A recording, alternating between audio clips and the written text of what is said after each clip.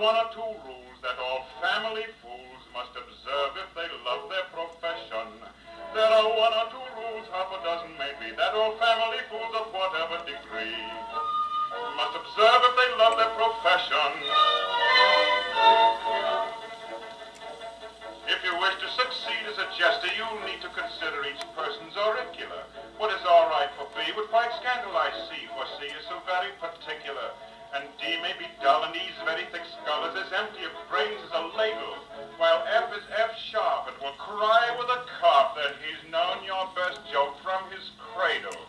When you're humor they flout, you can't let yourself go, and it does put you out when a person says, "Oh, I have known that old joke from my cradle." If your master is surly from getting up early and tempers are short in the morning, an inopportune joke is enough to provoke him to give you at once a month's warning, then if you refrain, he is at you again, for he likes to get value for money. He'll ask then and there, with an insolent stare, if you know that you're paid to be funny.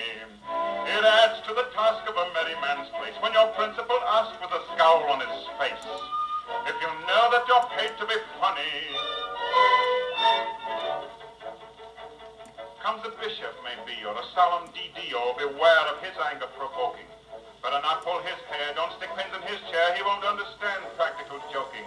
If the jest that you crack have an orthodox smack, you may get a bland smile from these sages, but should it by chance be imported from France, half a crown is stopped out of your wages. It's a general rule, though your zeal it may quench, if the family fool tells a joke that's too French, half a crown is stopped out of his wages. Though your head it may rack with a bilious attack, and your senses with toothache you're losing, don't be moping and flat, they don't fine you for that if you're properly quaint and amusing.